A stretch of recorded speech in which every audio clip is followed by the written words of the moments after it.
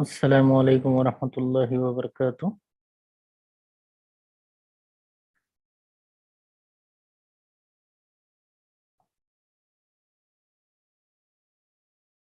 On behalf of PGSS IIUM, I will welcome all the participants and our beloved speaker of the today's session on systematic literature review, Professor Dr. Roslina Othman. We are going to start our program, inshallah, now with the recitation of the Kitab, Surah Fatiha. I request all to recite it. Bismillah.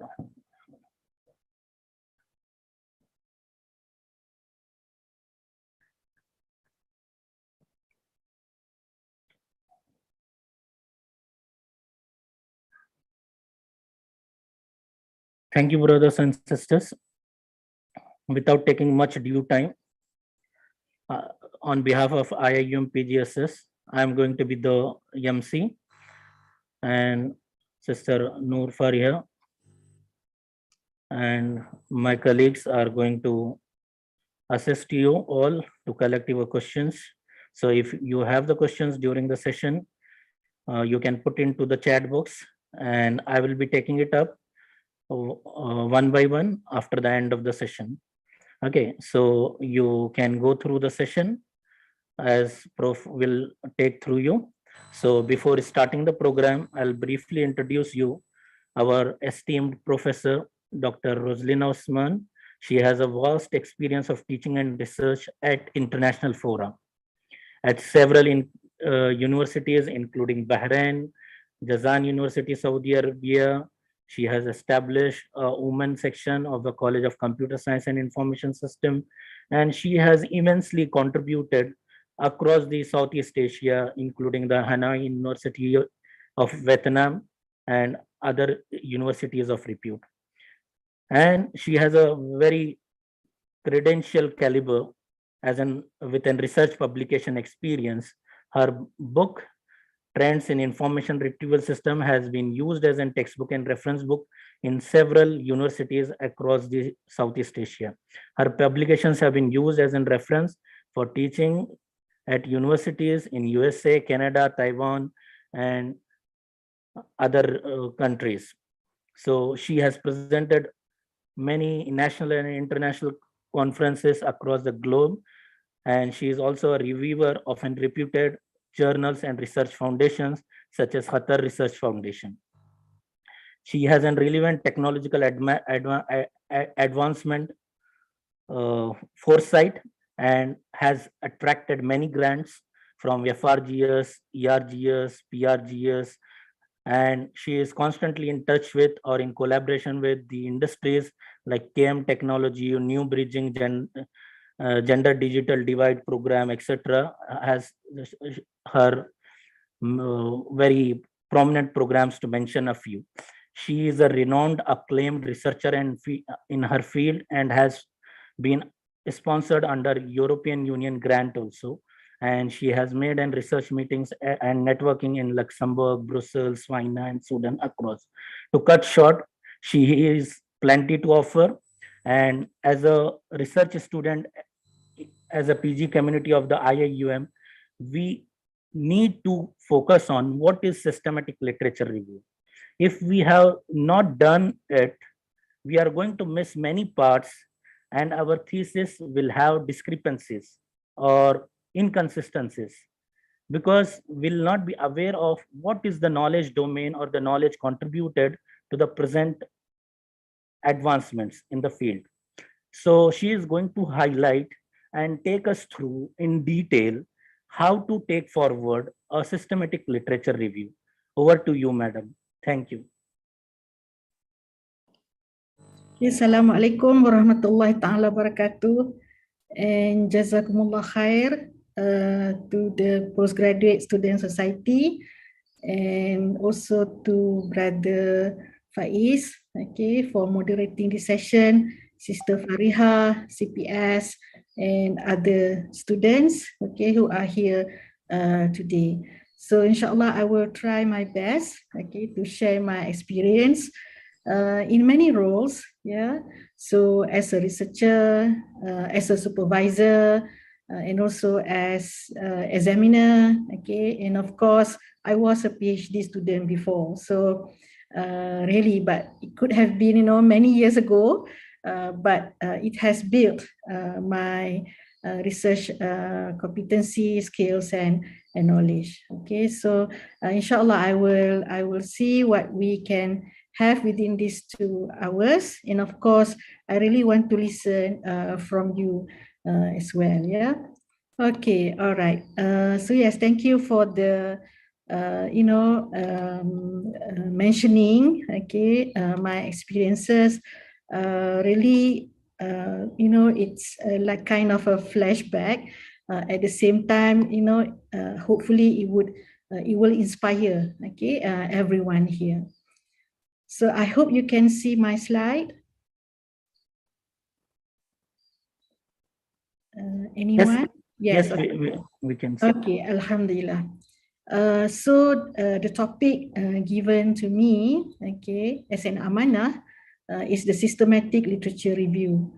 So Alhamdulillah, I have come to the stage of being a professor, okay, and there are certain key performance indicator, okay, expected from a professor, okay. So, and there are times in which we would like to become a mentor, to the young ones, okay. And I'm from the Kuliah of ICT, and then I'm also the head of the Semantic Body of Knowledge and Technology Research Unit, of our university and also the faculty. So yes, okay, what I'll be presenting today as well will also include my experience, as the founder for Wisemantic. It is a search engine, and it require many types of literature review, okay, to come to that point of development and also tested and recognized, by people in the region. And then we have also developed the makam or sufis. Okay, so for the Wisemantic, we use, we integrate, okay, ideas from our Muslim scholars who have really made an achievement, okay, in the Muslim world as well as the West. Okay, so like the Wisemantic, okay, we refer to our Islamic family law, Islamic finance, okay, and also the tasawwuf, the tasawwuf from Abdul Qadir Jalani, okay. And then as for the makam or sufis, okay, we have integrated the Minhajul Abidin, okay, from Al-Ghazali, and everyone knows Al-Ghazali is known to the east and also to the west until today, okay. Until today, a few months ago, the group that we have, okay, in the Western world are still referring, okay, to the methodology done by Al-Ghazali, okay. As for myself, okay, based on my experience when I was in the United States, when I thought I could take the philosophy class, okay, but then during the first day of the lecture, at the young age, 18, 19, I felt that my faith comes first and I don't have any reference point. So that's why I dropped the course, and I just wish that one day I will learn about Islamic philosophy. And when I came to UIA, I got to know that Tahafud al-Falasifah. Okay, so, and then move on to the Minhajul Abidin. So, and we have integrated that, and right now it is at the stage of the happiness index. So how are these related to the systematic literature review? They did because we really need to go deeper, not just a summary of what we have read from the literature. And then of course Malik bin Nabi's novelty ruler, okay, where there are times, okay, even there are PhD students who came up with a very strong and solid model, okay. And then we need to know how far or to what extent, okay, our innovative steps are good, okay, because maybe we have not yet come to the point of having it patented, all right. So we are trying to balance to see whether this is really a novelty, okay, that at least we could get a copyright. So I have several students of mine who have, copyrighted their works, and they just got the copyright granted. Okay, so this Malik bin Abis, okay, even though he is more on the sociology, okay, continuing from Ibn Khaldun on that sociology path, okay, but what we refer to is that the novelty ruler of innovation from his formula, okay, into the domain of Islamic finance. Okay, and thank you very much to Brother Faiz for mentioning my books. Yeah, these are the books. Okay, and Alhamdulillah, I thank Indonesia, okay, for giving us an award for the Innova Special Award and Gold Medal, and of course the Malaysian government, the MTE Gold Medal in 2016 for our wisematic. So inshallah during the summer this year we will be reactivating our search engine soon, and hopefully every one of you could test the system as well. And this is my research interest, the semantic technology. So this is basically the ontology where we really work on the keywords, okay, search terms to represent the knowledge, okay, the knowledge field. So we have done Islamic finance and banking ontology, Islamic family law, tasawwuf, the Quran, hadith, etc. And then we have developed search engine, as I mentioned earlier, and also the taxonomy. And then my area is also information retrieval, bibliometrics, knowledge management, information dissemination models, and knowledge analytics.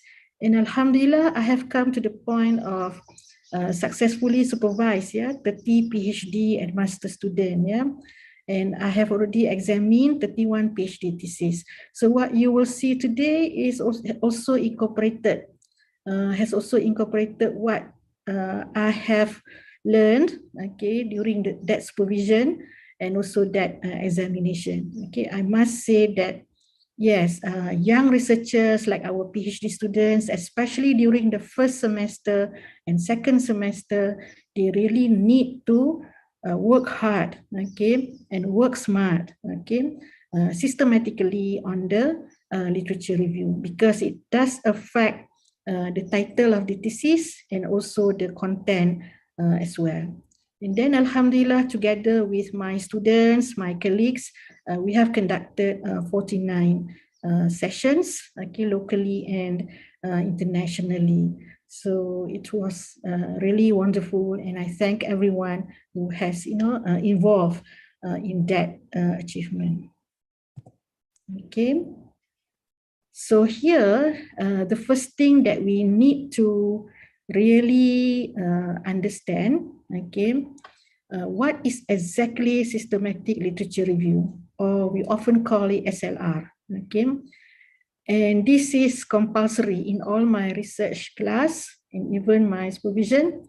It is compulsory, okay, to look into how to go about conducting a systematic literature review. So it's not just reviewing the article. There is a scientific method. Itself is a research method. Okay, itself is a research method. It's just a matter of conducting it, and then after that, the student and the supervisor must decide which chapter, okay, the results of the systematic literature will be. Okay, the findings. Is it merely just totally in chapter 2, or is it going to be chapter 2, a bit in chapter 3, and then the findings in chapter 4? Okay, so it depends on the depth of that findings, and also the scope and the coverage of the systematic literature review, and the number of literatures that and the scope that the student has done. Okay, and even actually part of it, most important part of it, it will be in chapter 1. Okay, because we also need to really justify why this is the title. Okay, why this is the title, and the title must be very clear. There should not be ambiguity. Okay, even a simple spelling error, okay, small spelling error, just one word or two words. Okay, because the first questions the supervisor and the examiner will ask is that they were asked, okay, that does the title reflect the content of the thesis? So if there's an error, okay, in the title, spelling error, and then it changed the word into another meaning, yeah, then imagine, when the examiner can say the title does not reflect the content of the thesis. Okay, so that's why be careful. Maybe the spelling error can be easily corrected during the viva, the student can mention, but imagine if it is the wrong keywords, okay, the wrong keywords. All right. Can Brother Faiz, can I just, close my video? Is it okay? Because I got the remark saying that it's a low system resources. Can I just? Okay, proceed, madam. Yes, the video. Yeah, I just. Thank you. Okay, so what's the purpose of this systematic literature review? So you need to look at it as a research method. As a systematic, then it becomes a research method. And it is designed to answer a focused, clear, okay, so focused, clearly, well-formulated research questions. So I still remember my supervisor, Michael Kim, okay, always said to me, you need to come up with the concept of 100 questions. Okay, of course, he did not mean literally 100 questions, and even though I did develop 100 questions, okay, but you need to have questions throughout your literature review, and then throughout the proposal, and of course throughout the thesis. Okay, always keep on asking question, and then get the answer, okay, from the literature review, okay, or from your data, okay, and then also of course from your respondents, okay, and definitely, it's popular, sometimes we ask in Google, and there are responses or questions there, right, as well. All right, and then we have follows a clearly defined protocol or plan. Yes, there must be a plan. So it cannot just be anything that we got in our hand from Scopus database, and then we just highlight, and then we just put it in, fit into our Microsoft Word, okay, chapter 2, all right?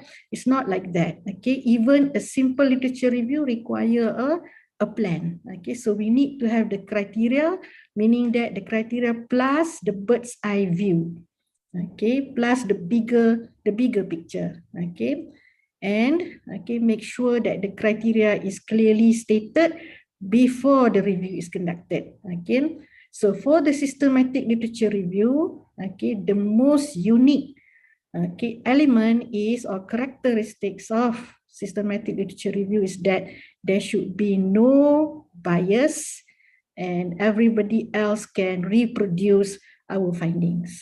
Okay, so that means they cannot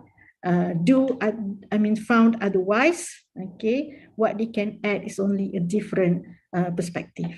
All right, so that's why I'm very particular with my students, okay, that they need to do the literature review correctly, because if it is wrongly interpreted or use the opinion of others, then it will affect somehow significantly the thesis. Okay, so that's why we wanted to make sure, okay, that the practice, the evidence, okay, practice of providing the evidence, and then identify the gaps. Okay, even as an examiner, I found that students struggle in identifying the gaps because they did not plan, okay, before that. First, what kind of review? Okay, so if the student choose SLR, then this is how it should be done systematically. Comprehensive, yes. Transparent, okay, because we need to convince people, so we need to make sure that we covered everything that is significant. And then we identify, this is the step, identify, select, and critically appraises or synthesize all of the scholarly research on a particular topic, including both published and unpublished studies. Okay, so here it says 7. Okay, we have the transparency, clarity, integration, focus, equality, accessibility, and coverage.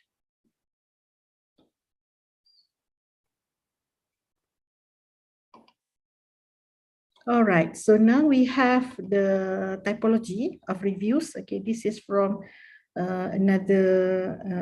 is from an author, okay? So you need to know, okay, what does it mean by literature review? This is a generic term, okay? And it may or may not include comprehensive searching. As long as it supported your work, okay, then it is fine. It did not say otherwise, that's all, okay?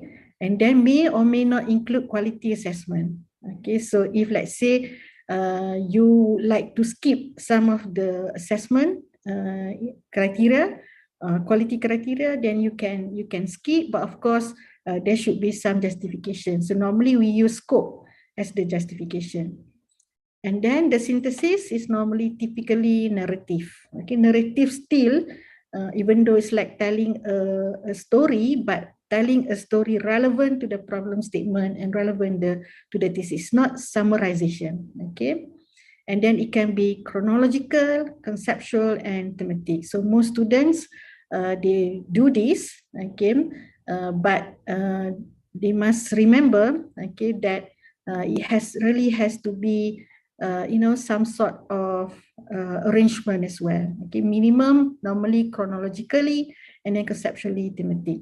And then there's also a mapping. Okay, so mapping here meaning that we will see. Okay, so let's say these are the group of papers, okay, that are really in our area, and we are going to do similar research. So where are we now?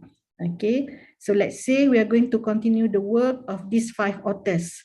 Okay, so therefore we need to do the mapping, okay, like to continue. And after that, we can do benchmarking, provided that they have sufficient data. Mixed studies review or mixed methods review, okay, this is normally, we are combining the qualitative and quantitative research data. Okay, so we take the thematic or the interview transcript, okay, from that particular research, okay, and then we also take from another research the data. Or if that research itself, that research paper itself use mixed method, then we can also take it. But of course, to do this require several steps in searching. Yeah. All right, the meta-analysis. Okay, this is a quantitative study. It involves quite rigorous analysis because we need to provide precise effect of the results. Okay, so that means if somebody presented data, okay, as their results, okay, then we need to do a meta-analysis to see, okay, to what extent it will be, it has given an effect. Those effects that are reported in that study. All right, so normally it is for, we make sure that we search complete, yeah, go for completeness. And then it's just an overview. Okay, this is like survey of the literature and describe the characteristics. So that means we say that, okay, now in that domain, these are the characteristics of that domain as reported in the literature, or a particular area of research, what we call the research frontiers. Okay, and then, but of course, we do it just on the surface, and we can combine it with meta-analysis. Qualitative systematic review or qualitative evidence synthesis. Okay, this is integrating findings from several qualitative studies. So normally we gather them, we take one particular theme or construct. Okay, so we do have software for that because they are all transcription. Okay, so we do have software. You can use some of the mining software, okay, for text. Okay, and then rapid review. Okay, so for example, there were issues or there were SOPs released for COVID-19 during the COVID-19 pandemic. So we can do a rapid review because some of these policies and steps or precautions taken are reported, are reported in those articles. Okay, but of course we need to put a time frame from what time to what time. So it's more of time limited formal quality assessment. Scoping. Okay, scoping, we go for the size and the scope. Okay, so we don't just take anything that comes in, okay, or comes out from the research, but we need to go the same nature or similar nature, and then we go by the evidence that it produced. So normally we will go for ongoing research. State of the art, yes, okay, normally technology or a directed research objectives, we will go for the SOTA, the state of the art. Okay, so it is narrative because it's about development, not historical, development. Okay, and then we do it with a tabular, okay, tables. And then we have the systematic review that we will discuss today. Okay, have a look today. So this is systematically. The clue is systematic. Search for, appraise, and synthesize research evidence, and then we follow the guideline. And normally what is known, okay, what we know, what is known, okay, recommendations for practice. Critical review, we try to be critical, okay. And of course, being critical, we need to really be careful because others will also, really argue on our critical point of view. Okay, systematic search and review. Okay, if earlier, systematic literature review means we do a system. Okay, we adopt a system to search. Okay, do it systematically. And then at the same time, we systematically review. But systematic search, we only do the search, okay, systematically. But then when we do the review, it can be a critical review, okay. Systemized review, okay. So here it's like we plan to do SLR. Suddenly we have some, some limitations, okay. So therefore we go for systemized review. So have it happened before? Has it happened before? Yes. Okay. In many cases, students opt for systemized review. Okay, because there are quite a number of uncertainty, and this should be mentioned during the viva and also, of course, in the thesis, so that the examiners are aware that the candidate knows that there are certain limitations because perhaps those papers collectively couldn't provide findings, okay, that are comparable, findings that are really predicting and also saying, okay, or telling the stories of what exactly happened. So normally it is more of limitations of the methodology. So once the student recognize that limitation, they can go and adopt the systematized review. Umbrella review is using somebody else's review. Okay. Okay. Quite a number of students, okay, use umbrella review. Okay. And what happened was that they just use it. Okay. But if anyone's need to use the umbrella review, there has to be additional values. Okay. Additional comments given to that umbrella review. All right, so now, okay, so this is the checklist, okay. So before we embark, okay, it's not like, there's no turning back, okay. There is a turning back, okay, but anything, there is a need to look into this checklist before we go for the SLR, okay. At least we can prepare ourselves, for the steps, okay. So number one, is there enough literature published on the topic to warrant a review? Okay, so bear in mind, because for each PhD thesis, there has to be publications, right? So literature review can also be published. So this is a good choice, for the type of review that can be published, because most journals look forward to have a systematic literature review being published in their journal. Okay. But of course, all right, so it's really have to be a journal that really wanted to see review being done systematically with all full details and comprehensive. Okay, so that's why the first item, is there enough literature published on the topic to warrant a review? Because we need the evidence, from many studies into actionable insights, okay, to find a body of evidence available for analysis. And then we need we need to do research or analyze on what has been gathered as data. Okay, otherwise, okay, if let's say the data is insufficient, okay, and cannot be reviewed and compared, okay, so that means there is more primary research need to be done. Okay, then maybe we need to broaden it a bit, okay, or make our questions, okay, more flexible, okay, to accommodate the doubts or the uncertainty. And then after that, select those, okay, as our own research, and then those that are known, okay, from the review as the SLR. So this is how we do the balance.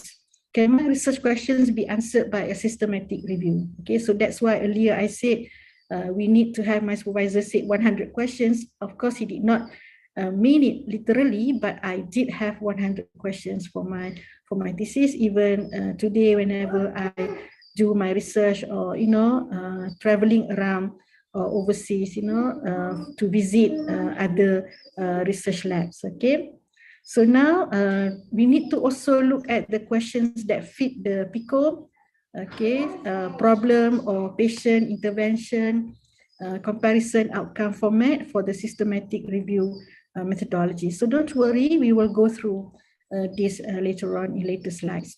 Question determines the search strategy, inclusion criteria, and data that I can extract from the selected studies. So what are the search strategy?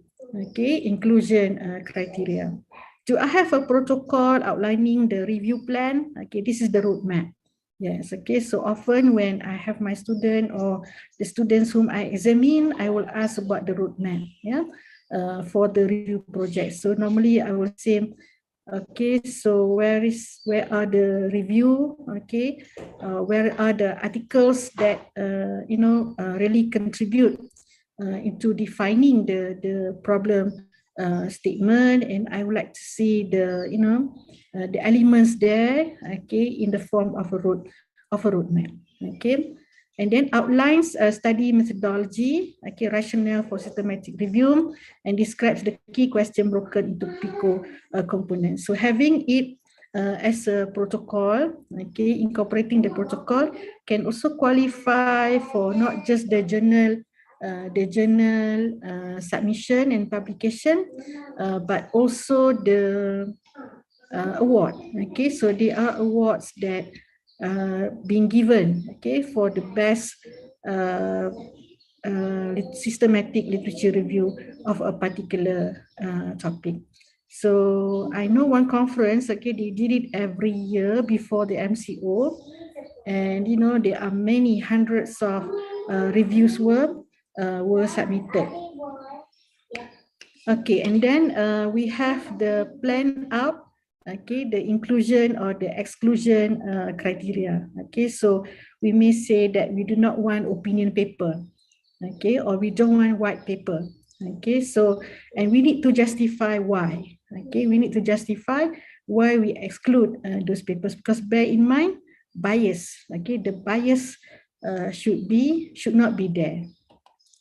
Do I have a team of experts? Yes. Okay, for PhD thesis, okay, this is a bit tricky, okay, because we need multiple reviewers, yeah, so that we can minimize bias. So normally for point number 4 or item number 4, we are a bit flexible, okay, for the PhD thesis, okay, as long as there are people who qualify to be a reviewer in the form of as well as a validator, okay, to validate the work, okay, in the steps, okay, then we accept it, okay. But of course it depends on examiners, but so far we have seen examiners, okay, who are really flexible on item number 4. So for example, subject expert, so normally it's your supervisor, okay, and then 2 or more literature screeners. So there are times in which, let's say,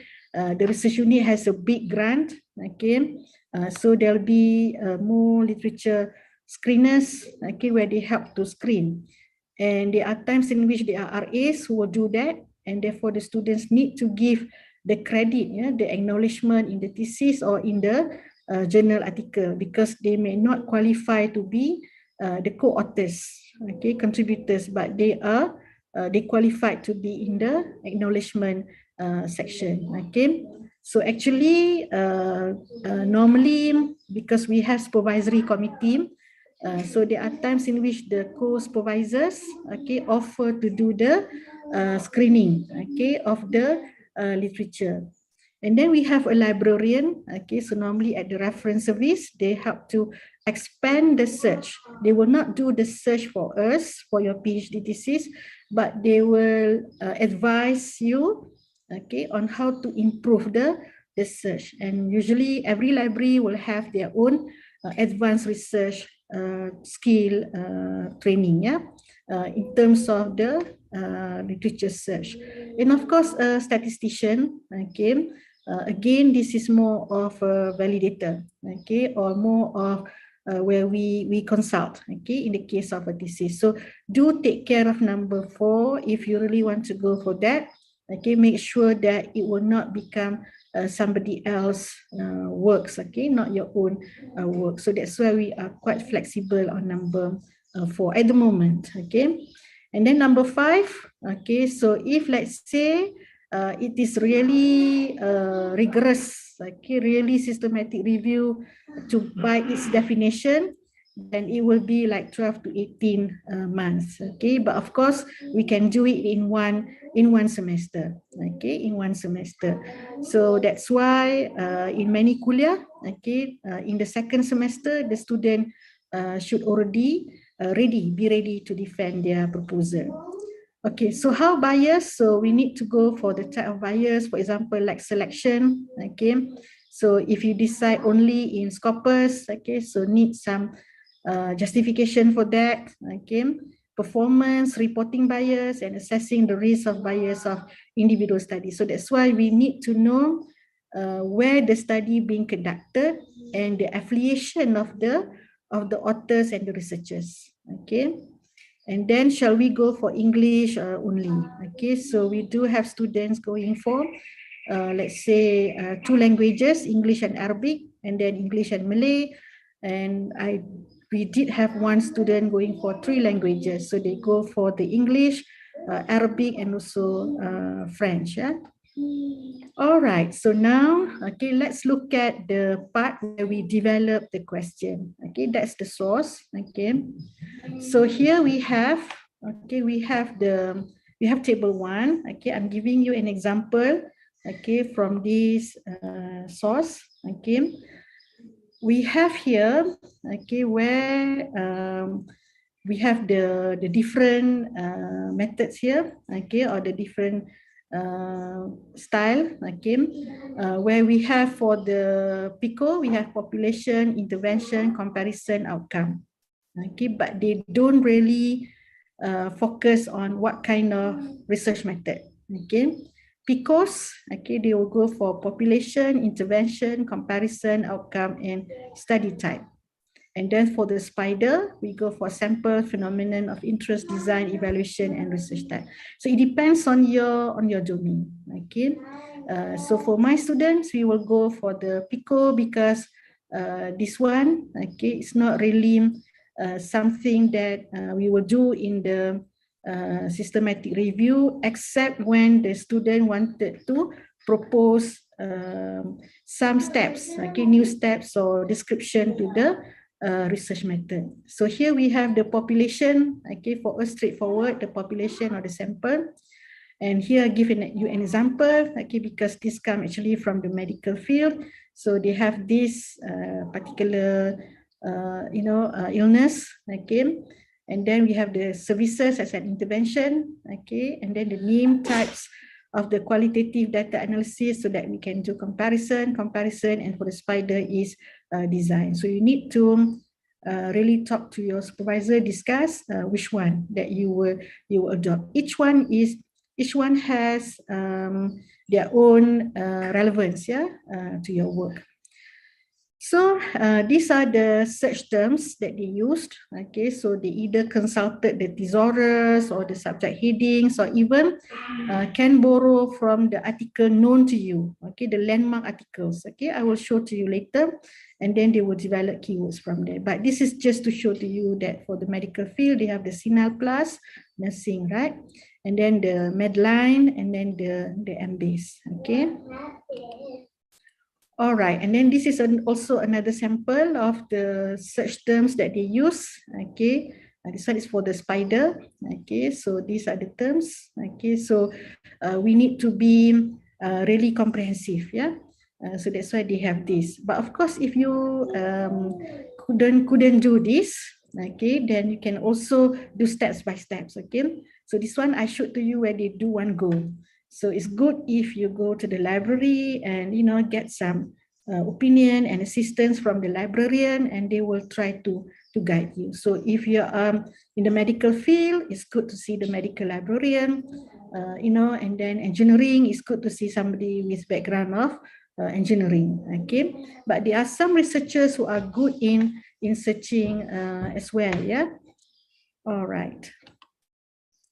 Okay, this is for the PICO. Okay, so actually they are all quite the same way. Okay, but it's just that the way they search. So for example, like the population, so they will go for the patients, right? Remember?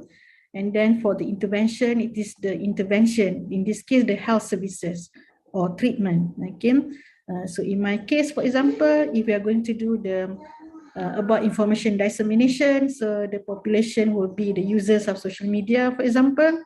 Okay, and then the intervention will be our information literacy. Okay, and so on. All right, so these are the reporting type for all the three, a sample also from the same source. Okay, so you have here after abstract and title, okay, 78, and then here it is 146, and then after the abstract and the title screening, is 56, etc. These are all just some sample first, and then you can see the details of the steps in the later slides. All right, so you can see here really comprehensive. So they even reported, PICO is done in which database, okay, Medline, MBase, and also Sinal Plus, okay, and the rest as well. All right, so now going to that explanation for them, PICO is actually a useful framework. Yeah, useful framework. So normally it is used in health and medical field. Okay, but in our ICT and also information science, we use PICO as well. We use PICO more than Spider. Okay, Spider we often use it in our research projects. Yeah, under a grant. Okay. So patient or population, what are the defining characteristics of the patients or population? So normally this PICO or the SPIDER, normally it is like a living document, okay, living table, okay, or list. So we often change this, okay. So as the researcher or the PhD student, master student keep on searching, normally we will refine this and refine even at the point of designing questionnaire. Okay, so we will do this refinement here or here. Okay, so this one can be much longer. Okay, it can go up until for example, like chapter 3, okay, of your thesis. But this one normally it will somehow you will be a bit under chapter 3, but if there's a design or development, it can go to the design and development chapter here. So in a way, actually, this is longer. Where we need to stop, okay. But for this one, it depends on where the design chapter is. Okay, so this is the template, okay. So you can fill it in. Again, this is a living document, so you need to put the concept, write out your search strategy, so that this is a simple recording, so that later on you can tabulate. Okay, so I remember during my time and also my students' time, we always have this, okay, in our folder, so it's much easier and handy. All right, so these are the databases, list of databases at our library. Okay, so it's good that you make sure, for example, like ProQuest, Citation, and thesis, so that you're not repeating the same topic, and also you can see their data. Okay, how they collect the data, and maybe we decided to get it also under our systematic literature review. All right, so now what are the types of materials? Okay, we have Al-Quran and Hadith. Okay, and then we have the publications from the Islamic scholars, pick up issues highlighted and triggered them. Okay, be guided by them. Okay, so they are Muslim scholars, Islamic scholars who trigger the issue. Okay, so we can also follow and review the materials that they have produced. Yeah. So we have one thesis entitled The Ontology for Doa and Zikir, yeah? And we follow the Muslim scholars' comments on the authenticity, okay, of some doa. Of course, it is part of our Wasmatic search engine, but it was done carefully, and the review was also done, okay, as a systematic literature review. And then we can also look at the statistical data, fact findings, and preliminary reports again. And there are also Muslim scholars or Islamic scholars who exhibited remarkably ways. Okay, so for example, like Al-Ghazali in his Tahafut Falasifah. So how he argued the points. Yeah, but of course we don't expect young researchers PhD to do that. Okay, but somehow we can imitate, okay, that style, okay, to the scope of a PhD thesis. And also, of course, if publication, then it is good to consider that. But this doesn't have to be there in your systematic literature review of your PhD thesis. So it could be at the postdoctoral stage, or also, the grants, okay, recommended for the young researchers. So these are the needs and the recommended. So this comes from the Benedictine University. We have used this as our guide. Okay, I mean in terms of getting the materials, and it was a very good one. Of course, we did some additional input to it. So here we have the expert evidence, normally scholarly articles, books, and statistical data, public or individual opinion, newspapers, magazines, and websites, and even we go by the announcement, yeah?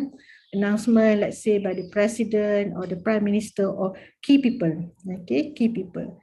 And then the basic facts about an event, so normally newspapers, books, encyclopedia, eyewitness accounts, newspapers, primary source books, and then web-based collections of primary sources, a general overview of a topic, okay, books or encyclopedias, and then information about a very recent topic, websites, newspapers, and magazines, local information, newspapers, websites, and books. And then we have information from professionals working in the field. So it should be like professional or trade journals. So these are the examples of the grey literature. For example, conference abstract. Okay, as a PhD student, we need to know what are the conferences that are relevant in our area, and even if we can't attend, so we can just follow the themes, yeah, and then and also their papers, presentations, proceeding, thesis, and dissertations. So in our IRAP, yeah, at our university and even other universities as well, we do have access to like presentations and proceedings, yeah, and the rest. Okay. All right, so let's not put Google aside, okay? So we can check our keywords, yeah, in Google Trends, okay, to see, because we do not want to miss any keywords, okay? And they could be some keywords that we miss in Scopus and other relevant databases. So we need to see also Google. So that's why we use Google Trends, and you can see the keywords there. Okay, the performance of the keywords in terms of use of that keywords, and looking at how they develop and decline and rise. Okay, and then we can also do the by region. Okay, by region. I mean, where the users have searched for it. Okay, so yes, as I said earlier, this is also one part of our 100 questions. Okay, this is under the topic selection, so we can do concept mapping. So this is where I say, we need to focus. This is one example of focus. I want to study on, okay, and then from the search, COVID-19, and then post COVID-19 pandemic. Okay, I want to focus on misinformation, okay, and disinformation. So that's why when we consult the databases, when we do the search, we have to be interactive. That means not just interactive with the information that we found in the system, but we also do it, all the sketches, saving, emailing to ourselves, etc. I want to propose a model. Okay, so again, we are putting the focus now. I want to integrate the concept of tabayun. Okay, and then I studied, and then I saw that, what point of the model tabayun should be. Okay, because some people thought that tabayun means, person A got the viral news, okay, viral message, and then after that sent to another person saying, is this true? Yeah, actually the person A forgot, that by sharing, okay, even though it's asking, is it true? It's already sharing, okay. So that's why at that point of time, we wanted to know where, at what point, okay, under the information dissemination model, the concept of tabayun should exist, or is it several points? Yeah. So this is really interesting. Okay, it is done by several master students, okay, on this topic. All right, so this is the cycle. Okay, make sure that the cycle is very clear, what is here, what is there. Okay, and of course, this can be easily transferred into the table of content, okay, of your thesis, as well as distributed the chapter. So this is some example. Okay, even though this is really in general, okay, but there should be some general steps. Okay, so for example, normally we need to have some mental rest and then reflection, and then go back into our goals. Yeah. Okay, this is also a checklist, okay, general, okay, but it is also useful for the systematic review. Everything is about justifications. Everything is about criteria, and everything is about critical examination. In your case, critical analysis, okay? And then clearly, the word clearly has to be clear, okay, everywhere in the chapter 2 or other chapters that as a result of systematic review. And then that's all for the rest, okay? Now, this is a very simple one. It looks very simple, but I must say that 100% students whom I know, meaning that whom I have supervised and examined, who really strictly follows, of course with flexibility, this template or similar template, they got their direction right. Okay, they can make conclusion in the conclusion chapter. So this is also another living table. Okay, so you need to put your research objectives. Some even put, okay, before the research objectives, a column called problem statement. Okay, problem statement, research objectives, research questions, and then the literature review. So does it need SOTA or SLR? Okay, and then and so on, and then after that, the methodology, the expected contributions, and expected outcome. So these three will also be affected by the literature review, which should appear in chapter 2. Okay, and depends on the revise. All right, the next one, okay, is conducting the search. Okay, actually there are 8 search strategies, and then we can combine it, becomes 7. Okay, but the one that useful for you, okay, at this point of time are these 4. Okay, the simple search, multiple search, lateral search, and then citation Perl searches. This can be easily done, okay, today in many of the online databases. Okay, and of course the most famous one is Corpus.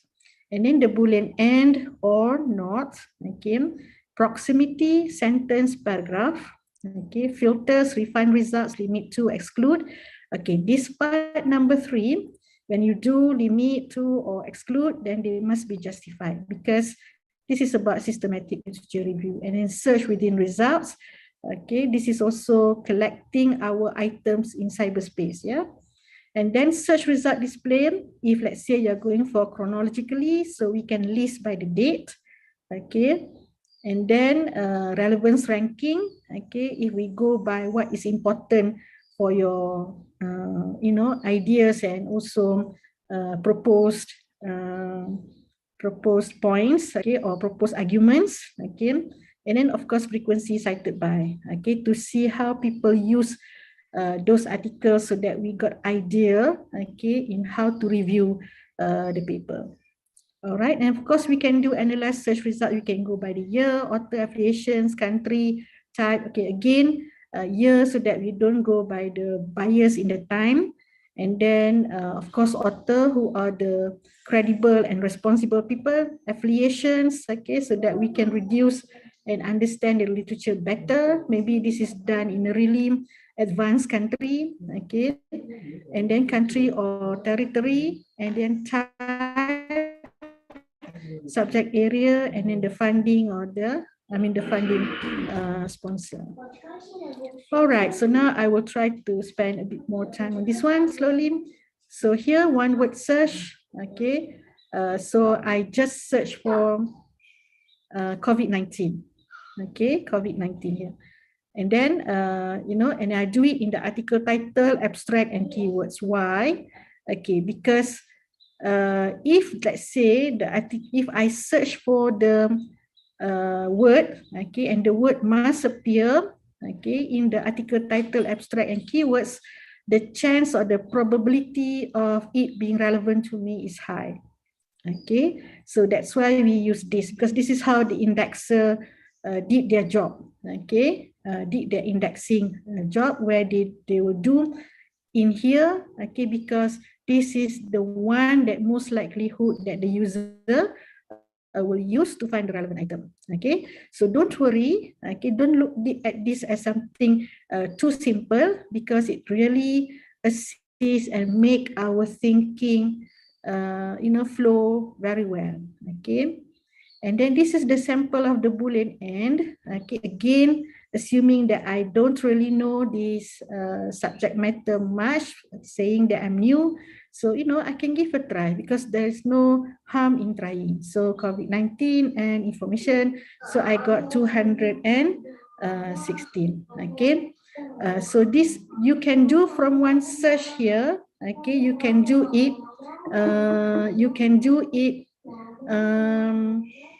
After the one search. Okay, you add the Boolean and, okay, or, okay, you can also do the one search and then you do the search within.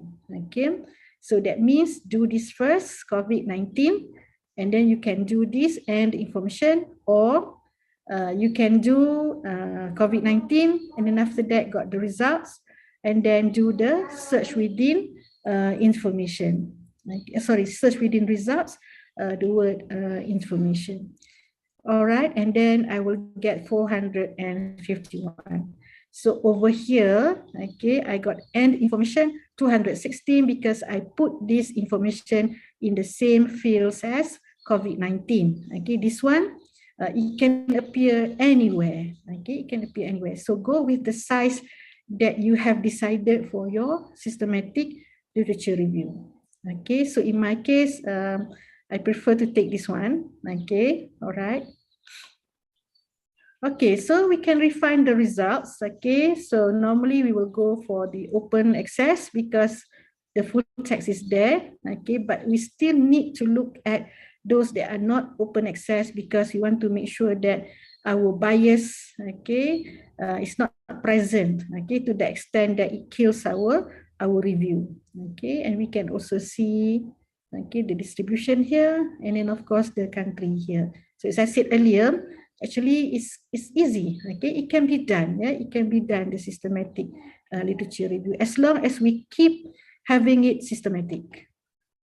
Okay, now the Boolean or. Okay, when it comes to the Boolean or, we can take coronavirus because coronavirus is also another so-called synonym, okay, to COVID-19. And then we can see here, misinformation. I want to be precise, but at the same time, I do not wish it to be too few documents for me. So I played around with this one. information or misinformation or disinformation or infodemic. Okay, and of course, because they are similar, okay, to some extent, so I use a Boolean or. Okay, and then if let's say I want to take out, I'm very confident I can have justification, justification of excluding, okay, a particular term, then I can use Boolean and not.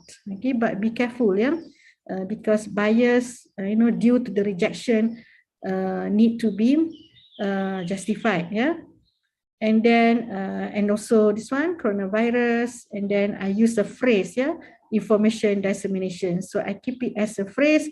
My justification is that has always been that information dissemination has been used as a terminology, as a phrase.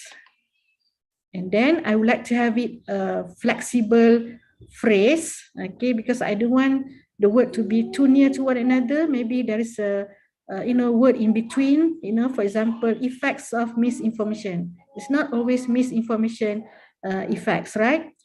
So therefore, I will just say within 3. So that means between them can be maximum of 3 words, okay? And then it appears that it is too little, okay? But of course, I can compile all the results, from each search strategy.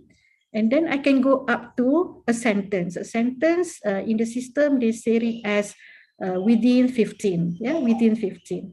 And then we can also say within 50, that means it should be in one paragraph. And normally I will redo my results display by relevance, but there are times in which we will go for the newest and then historical orders, and then to look into how the paper has been cited, then I go by cited by, and then sometimes I would like to know why those papers are being not really highly cited. Okay, so therefore I will go for the lowest. All right, so also we can go for the patterns. Okay, it is there available in Scopus. I focus on Scopus as a trigger for you because this is where a database that you should not miss. Okay, and then you can go for analyze search results. They will give you the graphical display of the analysis. All right, so this is lateral search. You found one article, okay, the COVID-19 misinfodemic, moving beyond fact-checking, and I like it very much, and therefore I'm going to take some of the keywords from here, because remember, I need as many keywords as possible, so that's why we can pick up, and then we can do lateral search, from these words. Some system give us an automatic, we can just click, and then we can just combine, with another keywords of that article. All right, and then that's the search result. I can also do another lateral search. Okay, another one is the citation Perl. Okay, so somebody else have done a systematic literature review, for example, and I would like to see the umbrella review of it. Okay, so therefore I will just click and go to that, and then I will search and search and search. Okay, and then that is called the citation Perl search. So in some system they call it more of this. Some call it similar documents, some say citing in the reference list, okay, and some say cited by. So either way, okay, it is called a citation Perl. If you ask me, is this very useful? Yes, okay, it is indeed very useful. Okay, so now, okay, if let's say you want to see sample of systematic review, okay, you can do, let's say, in this example, coronavirus, misinformation or disinformation, and anywhere, systematic review. Okay, then you can have a look, sample from others. All right, so this is another one. Okay, we can also have systematic literature review. Okay, in the title, you search, and after that, search within results your particular area of research. So in this case, in my case, it is health literacy. Okay, and I got very good documents. Okay, and also samples. So these are the samples that I would like to share with you. Okay.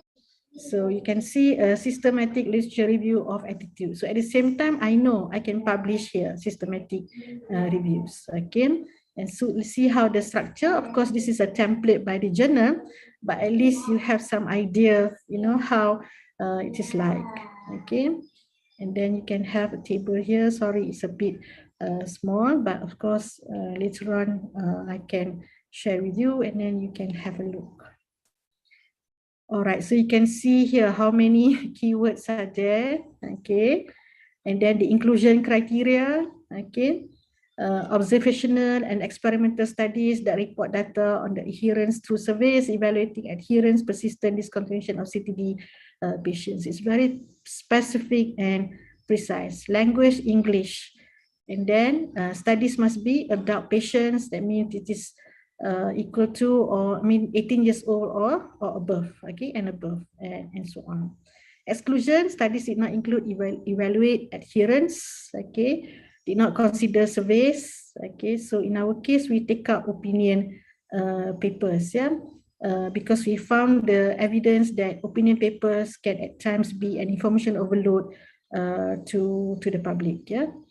And then employee surveys and undefined data source, etc. And this is another sample that you can do some reporting, okay, and some recording for your or notes for yourself, okay. And then after that, can be easily adopted in the journal article and also your thesis. And then this is the questionnaire and domain exploration. So even this deeper, yeah, this is deeper. Normally it is spider, so they can use it looking at 9 questions and what did they cover, okay. So one of my students did this, even though it is just at the master level scope, okay, and it has become an interest, yeah, to some people at the national level, okay. So in this case, it is one of the National Health Institute. All right, so this is the generic one, okay, the what we call the Prisma reporting. Okay, so this is where the transparency is, yeah. So, and also shows that people can just use those keywords and then they can get more or less the same results as our arrangement of the systematic review. So that means how many screen, duplicates removed, excluded, and then what are they? So we give all the numbers here. All right, so this is the protocol template, okay, the important characteristics, what are important about the population, how is it relevant, and what's the rationale. This is also to help in the justification later on, okay, here. And then specification, methods, okay, what are the search criteria, selection. So by filling this up, okay, it will be good in your chapter 2, okay, if you opted for systematic literature review. So it will keep your work organized in terms of conduct, okay, conducting it, practicing it, doing it practically. At the same time, it's also in writing up chapter 2. All right, so there you have the process, how the findings of the review will be disseminated. So normally this will come from the journal of your choice, yeah, later on when you wanted to publish it. And then the timetable, okay. Number 4 is not really that strict, okay, so because you have here, as I mentioned earlier, the criteria for number 4, so that will also be here, right? So therefore this one is not, we don't follow it strictly. Okay, so where do you register? So when I did my PhD, okay, in the quite late 90s, okay, after the middle 90s, so my supervisor registered me, yeah, in the current awareness abstract, okay, to make sure that the review is done, it is in progress, and then people know that I've been working on it, okay. So therefore, I've already secured my topics, yeah. So that's why here, okay, you can choose to register yourself and also to check, if there has been a review being done, so that we are not duplicating or reinventing the wheel, okay. So that's why we can register into Prospero. So this is normally for the National Institute of Health Research, yeah? And this is the methodological research, okay, that they have defined, okay. And there's also here, okay, the inclusion criteria and the integrity of the data, okay. So that means by registering, there are certain standards that you need to comply, and it will help you, okay. But of course, okay, you need to decide whether your systematic review will go to that extent or not. Okay, or it's just registration through let's say papers only. Okay, to make sure that people are aware that you have done. So this is what we did. This is in our area, the open science framework. Okay, so these are the account, and then we make sure that I already covered many of the publications in my review. So my topics for this one is information poverty. So this is some sample. There's also another one called Campbell collaboration. Okay, so really there are people who can guide you, but don't expect them to do our work. Okay, because it's all about integrity. Okay, but we can learn from the senior ones. So maybe it's just to give a try, okay, as a PhD candidate, but it depends whether you really want to go forward into this during your PhD work, or maybe the postdoctorate. All right, this is another one, okay, another example. So these are the subject categories in Campbell collaboration. Okay, in my case, yes, my supervisor brought me to Manchester, okay, to have my work reviewed, okay, on the literature review, and also on the results of that, okay, where we together we proposed 14 ways of how to calculate, okay, the effectiveness, okay, of a search. And then, of course, they are pioneering work as well. And, and that's why we got it registered, okay. And Alhamdulillah, I did not expect that the outcome of that is that I have secured that topic, okay. So no one else should do it, okay. And then at the same time, I can use Othman's test. Yeah, my last name is Othman, so Othman's test, in my thesis. Yeah, so that really gave me some niche, okay, some indicator of specialization, okay, and recognition as well. So this is Covidence. Okay, Covidence is free on the first level. On the next level, it is really you have to pay. Okay, you have to pay. Okay, so you can register with Covidence. Okay, so we did register. It helps you, it guides you, okay, with your Prisma model. Okay, so these are the outcome. These are all system, yeah.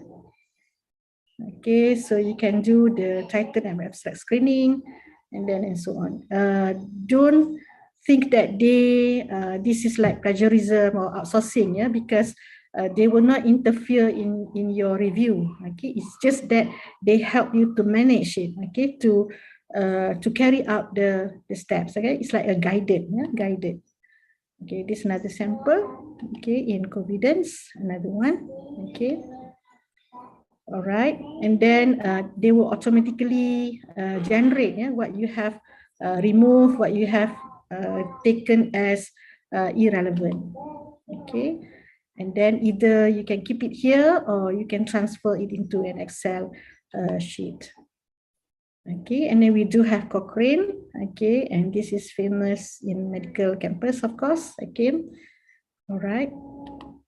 And then this is another one. This is for the screening. Okay, so in our case, we screen through our own, the software that we use for our own lab, which is the QDA Minor, WordStat, and also the I forgot, sorry, the name of the software. I will mention, the light side, the light side, yeah. But here you can also use the EPPI reviewer, okay. And then the systematic review toolbox, okay, all right. And then they make sure that you really follow the protocol. And then these are some more guide, okay, for the screening, data extraction, and analysis, okay. This is especially useful if the whole thesis is about systematic review, yeah. If the whole thesis, like master thesis or dissertation, so the whole research itself is a systematic review, then that will be very, very useful. Okay. All right, this is a simple tabulation that we normally use for, on paper and in any Excel sheet. So we have the paper ID, because later on when you write the review, you need the citation number, and then the reason for inclusion, the author, publication year, country affiliation, country studied, okay, and then the objective. So for example, we have the country study is Nepal, but the affiliation of the researcher is United States, okay. So that really is important, yeah. And then the objectives, okay, we just normally from the reason, okay, until the education level, okay, and then the models, okay, and also until the mitigation, okay, if there is any, okay, it is copy and paste, and then we make it like a notes, okay, we don't change anything except maybe summarizing it. But when it comes to findings, conclusions, and future works, we did it with our own phrase, yeah, we did it with our own understanding. Okay, because the rest we need to record it as it is. Okay. Okay, this is a sample of tabulations, okay, from another researcher. All right, so where is it in the thesis? Yeah, if let's say you are going to distribute the systematic literature review into the thesis, so that means is the area of interest explained. Okay, so that's your thesis title. Is it evident to the reader, especially the purpose? Okay, so the purpose statement and the objectives, chapter 1. All right, and then also, of course, in the abstract. And then are the concepts explained or defined? This is under operational definition. So normally when I saw that a thesis has a poor explanation or poor content on the operational definitions, then we know that it was not really a good search. Okay, so this is a clue. And then organization made evident to the reader, and then the method. Okay, some will do it chapter 2 and extend it to chapter 3, and then the headings. Okay, logical or not. Okay, so that's why by having it thematic, for example, so it will be much better, or based on the 100 questions as I said earlier. And then logical order, okay, cited, okay. So that's why I normally say to my student, you must cite it properly, not just having, the conventional author title, but also make sure that it is the right chronological order, okay, or the right order to the point, okay. So it cannot be, for example, solutions in, let's say 2010, and then the problem is, similar problem in 2020, unless there's a justification, okay, unless a justification. And then we cannot do the names dropping. Yes, I have seen theses where they were so excited about the work of this author. Chapter 1 is there, chapter 2 is there, and then suddenly chapter 4 onwards, the name disappeared. Okay, no longer mentioning, even in terms of comparison. Okay, so these are the software for managing the literature review. So I've provided here.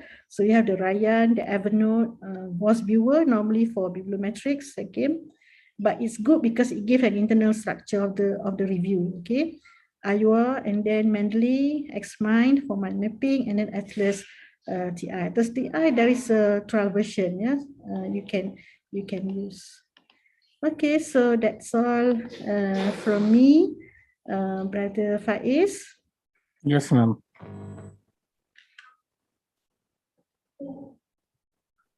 Thank you, ma'am. We'll have few questions. We'll try to take up them one by one.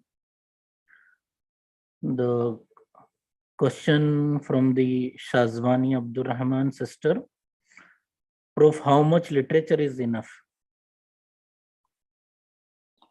Yeah, how to determine that or gauge it? That's a very important question. Okay, first it depends on your, is it a thesis? Okay, is it a dissertation? Okay, and what of degree? Yeah, so and then whatever it is, okay, it's not to say that if a dissertation, the topic is like a PhD, but the work is a master. No, okay, that means you will be said as not having enough literature. Okay, So all must be balanced. Okay, for the master thesis or dissertation, there's always a guide. Okay, the guide, or I mean in terms of scope, and there are credit hours attached to it. Okay, attached to it. So myself, I have experience from the 3 credit hour research work to, of course, 120 and 80 credit hours of thesis. Yeah, so PhD, full research. Yeah, so that's why this is where has to be considered first. Yeah, to the scope of the thesis. Okay. Then it cannot be too little. Okay, the topic is too specific that it is only good for a highly well recognized conference paper, because they only require like 5 pages according to their format, 5 to 7 pages. But of course, it's page number 8 is already charged. Okay, additional charge. All right. And so if let's say, so when you, because there are 2 columns, so you times 2, that would be like 10 to 14 to 15 pages of, of one single column, double space, etc. So if let's say you are talking about systematic literature review alone for a journal publication, so it should be like 20 to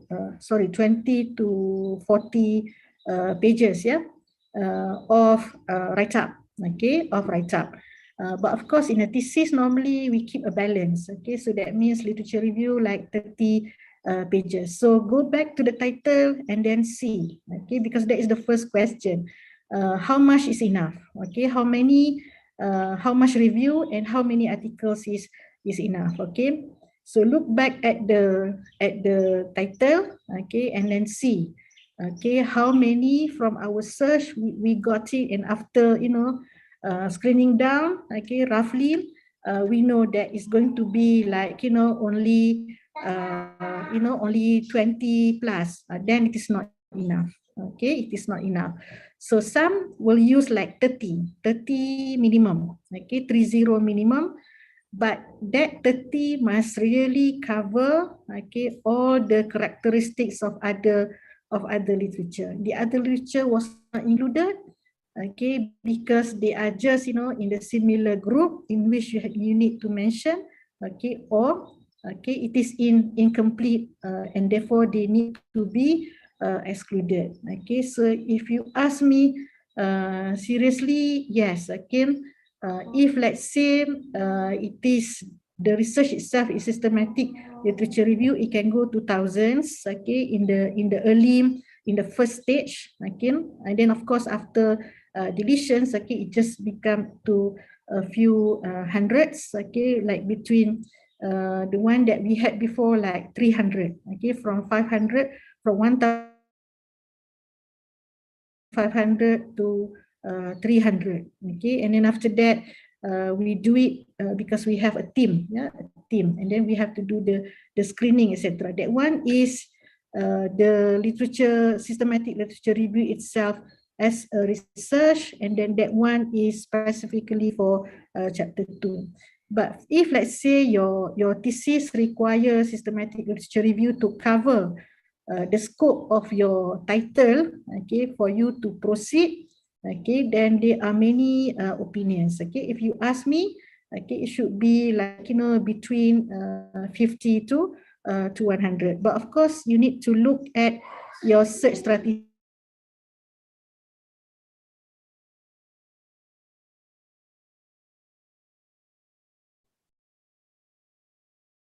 Hello, madam.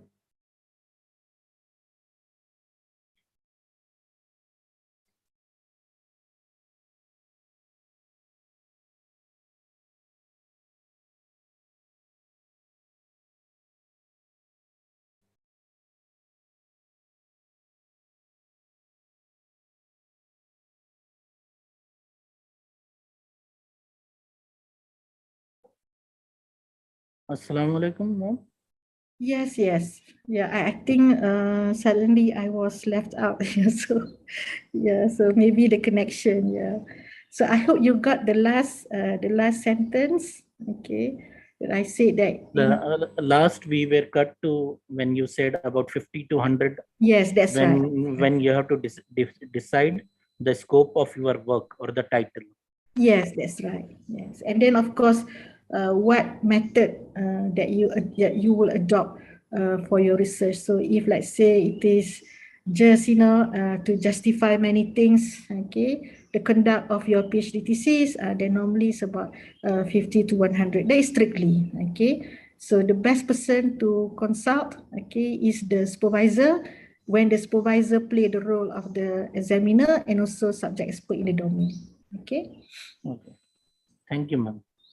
Thank you for very elaborated discussion on how much we should cover, and it's very clear that it depends on whether we are trying to defend the scope, we are trying to find the SOTA, what kind of things we are trying to do, and roughly it comes to the crux that around 30 pages in our thesis, okay, and 30 to 40 pages as a normal review paper.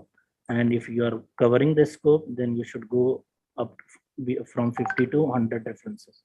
Thank you, madam, for that answer. I'll go to the next question. The question is, Prof, if we did not find and did not get any information related to our topic or country, what do we have to do? Kindly, can you advise me? Thank you. So I want to paraphrase this as, if we have missing information or there are documents which are being shortlisted in our screening and they are not available to us for reference, how to go about it? Okay, so that means you identified, but it is an incomplete citations that you're not able to trace. First, do you have the contact details of the author? Okay. Do you have the contact details of the author? Okay, because even today when we have this open access, closed access, when the authors opted for closed access, okay, we won't be getting the full article. So some they request it through ResearchGate. Okay, that means they contact the author through ResearchGate. Some they will get the email address and also the contact details, at least an email so that they can communicate. Yeah. And then what if, let's say, the authors is no longer alive? Yeah. They have passed away, leaving that treasure, and unfortunately that treasure was cited or completely cited. Okay. So actually you can go through the library, get assistance from the librarian, okay, to do a non-search item. Okay, so that means we know of the item, but it's incomplete. Okay, so you can go to the reference desk or reference service of the academic library or research library. Even you can go for the public library, but normally this kind of research, okay, is normally done in relation to, get it related to the academic library, research library, special libraries. Yeah. So this is what happened. Okay. And if, let's say, it has become like a manuscript, of course, you can go to archive. Okay. Arkib Negara, okay, if Malaysia, and we can go for that one, okay, because some might go to that extent, yeah, to that extent. I'm not talking about the manuscript as in the manuscript, okay, but we are talking about some preserved, okay, or rare items. For example, our ISTEC do have rare books, yeah. So we can approach the librarian, okay, especially at the reference service or research service, and also the librarian at the special library. We also have research librarian, okay, and then we also have reader, okay, reader advisory. but this normally there overseas, yeah, in the developed country. Okay, so they do have this readers advisory. So of course it requires traveling, but you can go through their website, okay, and then make an appointment, okay, and they can do it online, okay, and then they can give advice. But of course, to all these, some are free, some are charged, okay, so you need to look into that as well.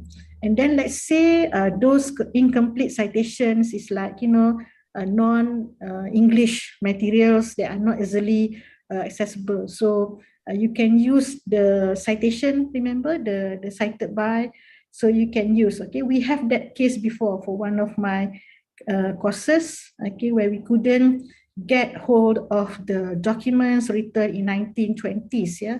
So what we did was that we traced the authors, okay, and then we got the link, okay, from the first batch of authors, researchers who used that, okay, and the link was provided by the contemporary researchers, yeah, and then we go to that link and then we went to that collection. So in this case, the British Landing Library, so we did manage to get it. But again, as I said, my advice is that consider the relevance or the significance of that item to your work. Is it a master thesis? Is it a PhD? Is it a postdoctorate? Okay, or is it a major research grant? Okay, so you need to balance, okay, to balance, because we need to be realistic. Okay, we need to be realistic because systematic literature review, even though it is systematic, it is not something that we can be so ambitious about. Okay, so ambitious about, and because it never that way. It's never that way. So that's my advice. Yeah, and then I remember we contact the late almarhum Mukhtar Holland, and we realized that he just recently at that time, yeah, passed away. So we had to do another way of getting complete biography and citations of his work. Yeah, but that one again, as I said earlier, it is the ERGS grant. Yeah, so keep a balance. Yeah, at the end of the day, we want the PhD, and then after that, we want to embark on the next stage, okay, of a research journey. So we put them into the appropriate milestone. Okay. But if you want to do something innovative during your PhD, nobody stop you. But let's be realistic. Yeah. Okay. That's my advice. Mashallah, very comprehensive answer, madam. Usually we used to hear only one or two sentences like contact the author or this and that. Alhamdulillah. Mashallah, mashallah. The same question in another perspective is, I have formulated a research question and I didn't find any information related to the topic or the area population. Then how to go about it in a review? Can you say that question again? Because I think my internet is not that stable just now. Can you say that again? Okay, madam. The same question, which is asked by Muhammad Buhari Muhammad Sabit, that if we didn't find an information in another perspective, that I formulated a research questions, like you told me to find 100 questions, and then I didn't find any item or the content related to that question or information. So okay, how to go about that? Okay. So, number one, okay, you need to convince, okay, you need to convince that you have done comprehensive search, okay, you have done a comprehensive search, okay, and that comprehensive search, okay, has no glaring flaws, and the librarian has somehow, look into it, okay, and and another person has somehow maybe the subject matter, which in this case your supervisor has validated it, okay. So in my supervision, in the supervision of my students, yes, I did check. So I validated the keywords, etc., because that's also my field. So I validated it. Okay. And then when my students said to me that they couldn't find that information, then I will do randomly, trial and then see and then follow the steps whether it is repeatable or reproducible. And then after that, not to say that I don't trust the student, but to see it, to make sure that because that person is a student still, right? So as the supervisor, I need to support the student. So therefore, I will do it either randomly or, to what extent that I'm able to help the student. So after looking at the comprehensiveness of the search terms, the search strategy that are correctly done, and then the keywords are being, adopted from the thesaurus, from the lateral search. Okay, so all the steps have been followed. Okay, and then they are missing information to that research questions. Okay, so now there are two meanings. Yeah, first, okay, maybe there are flaws here and there, and maybe that research, being the answer to the question, is written in another language. Okay, or non-index journal maybe, and we can trace it somehow. Okay, and then at the same time, it could be that that's the one that is the gap. Okay, that's the one that is the gap. It has not been covered, so that will be our research. Okay, so it is the choice of the students and the supervisor. Okay, so in saying that, if let's say, okay, to be on the safe side, we need to reveal every search strategies, etc., and then we need to write a very short paragraph, okay, and very precise, okay, to say that so far that research questions and the keywords in the research questions that you have proposed or developed did not yield any results in this particular database. Okay, and then give the time frame, etc. So that should secure your position. Okay, in argument.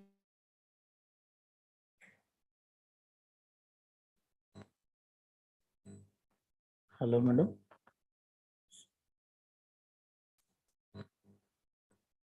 Assalamu alaikum.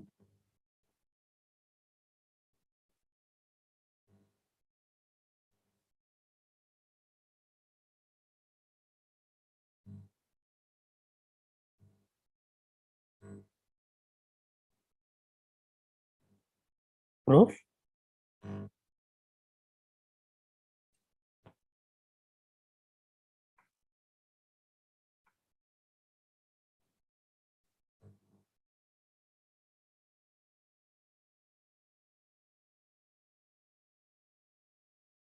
Okay, we have lost in connection. We are just waiting for her to reconnect.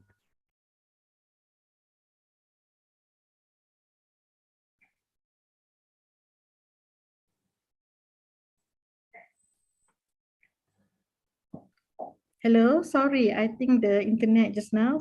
So can you hear me, Brother Faiz? Yes, madam. Okay, so I will continue. Okay, the part where you need to register. Sorry. Continue, please, ma'am. Yes, you need to register in those system, yeah, like Prospero, etc., or at least, okay, publish it, okay, because registering into the system might be there might be some challenges as well that could delay or that could demotivate us, okay, so we can postpone it a bit later, and then you can just publish that in any relevant journal, and better still if it is a Scopus index, because that's what counted, right, in your PhD of a certain amount. Okay, but of course the non-index well is also given points, right, yes, for your, of course.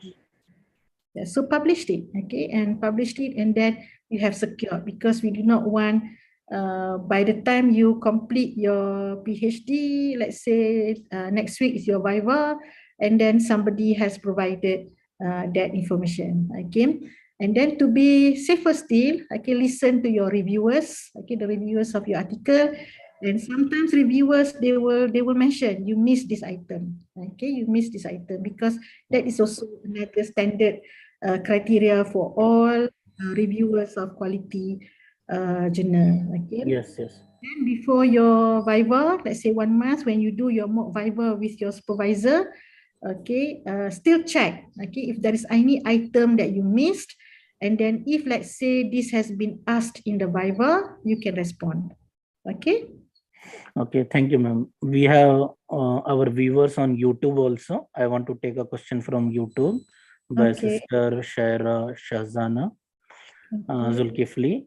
The question is, if social science, means the research is in social science area, which model is better, PICO, PICOS, or SPIDER? Okay, all right. Means how to select a model in a social science perspective. Yeah, normally for social science, it is PICO. Yeah, normally. Okay. But you need to, of course, put it accordingly to your social science subject. Okay. So meaning that instead of patients, it is the population. Because you are not going to do any model, but you can also go for the PICOs, because sometimes in social science research, there's also need to look at the study. For example, like now we have this famous method, this method coming up now. We have this diary, okay, diary-like, okay, which is also there in the science and technology, but it is most often happening in the social science and also humanities. Yeah, so you can use, PICOs to make sure that you know the source of this data come from diary, come from storytelling, okay, or come from ethnography. So Okay. it could be PICO or PICOs, yes. Okay, madam, thank you. And the question from Brother Stephen is, how much information should be included in our introduction of the literature review chapter? Means how to form the basis of the introduction of our review. You mean, let's say, in a thesis chapter 2, so that means 2.1, is it? Yeah, I'm going to base my entire review on certain aspects. What should be those base references? How much information should be included in introduction of literature review? Okay. Okay, let me try to respond this in several interpretations of his question. So I believe he's talking about chapter 1, maybe introducing the work. Okay. So if, let's say, the question is about introducing the work or introducing the thesis, okay, so definitely the systematic literature review should reveal the background of the study. Okay. Even if the student or the candidate said that I am motivated because of this event, okay, this research is driven by this event, okay, or initiated or triggered by this event, but still there's a need to go to that some portion of that systematic review that will be there in details, okay, in chapter 2, okay, and then of course the problem statement. So in some thesis you can have background of the problem statement or background of the problem, first background of the study, and then they have background to the problem, and then they have the problem statement, because problem statement is supposed to be concise, not more than 1 pages, not more than 1 page, or the most is only 1.5 page, okay. And then the operational definition, remember, as I said earlier, so there are many people like me, okay, I'm one of them. When we look at the operational definition, we know that the literature review is not good, okay, because the terminology, etc. So that's why one of the most important questions in the Viva, okay, as asked in the report, is that are the terminology right or appropriate, yeah, or relevant. So these are the questions. So we know, okay. So I know the literature review is not good, okay, when I look at the operational definitions, because the operational definitions come from the literature review. So in this case, it will be solid if it comes from a systematic review. And then also the scope, okay, the scope. I remember there are some theses who are in chapter 1, the scope is this, and then after that, in chapter 3, the scope is different, okay, and I think the student might have forgotten to revise their scope, but we can detect, yeah, we can detect. Okay. And then after that, the research method as well, okay, a summary of that, if some put it there, the scope, significance. So this comes from the systematic review, okay. So if you ask me, normally chapter 1 coming from the literature review, okay, as a result of the literature review, it's like, 20, if it is 20 pages, it's like 15 pages of it. Okay, if it's 30 pages, then it's like 20 to 25 will come from the result of the systematic literature review. And then chapter 2 is definitely, as I said earlier, so if you are referring to 2.1, then the introduction of that section, okay, 2.1 should be the focus, okay, the focus, and in this case, your research objectives or your research questions or your aim, okay, how are you going to handle that? So go back to that table, the one that I've shared earlier. So I hope I got that questions right. Yeah, I hope. Thank you, ma'am. Okay, we have many enthusiastic participants having several questions, but due to the time limitation, I want to wind up the question answer session. Okay, before that final call, let me know, is anyone who wants to open a mic and ask some question? Okay, fine. Let me proceed to summarize the today's discussion on the systematic literature review. The first thing, the foremost thing is title reflects the content of the thesis, and keep asking question and look for a literature on or your data for your questions. Then the basic idea was to a plan, that is bird's eye view, plan the idea.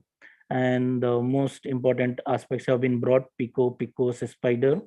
And apart from that, even in searching, madam has emphasized on very important things like looking for the paraphrase, paragraphs, etc. And she has given a lot of inputs on lateral research, Perl search, protocols, and many systematic review portals like Campbell collaboration, etc.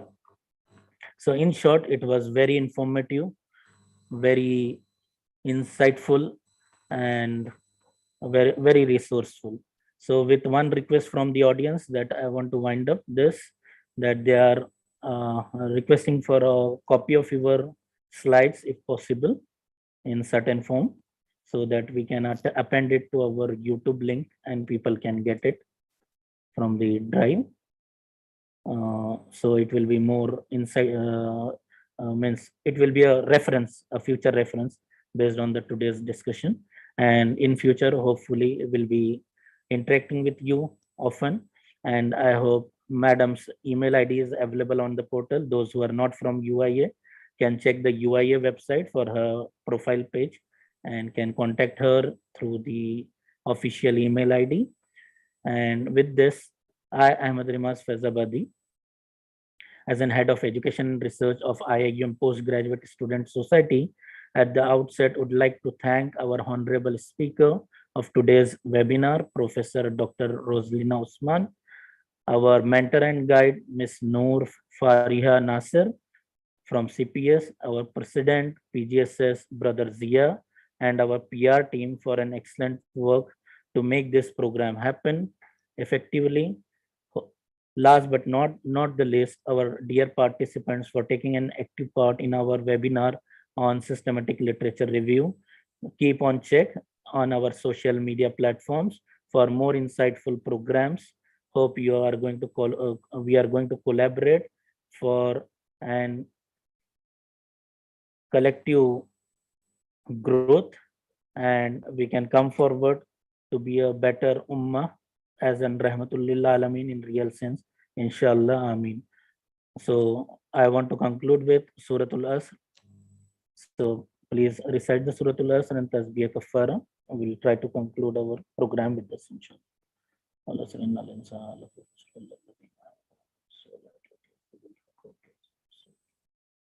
Jazakallah khair, ma'am. Thank you. Thank you, one and all. Okay, Jazakumullah khair.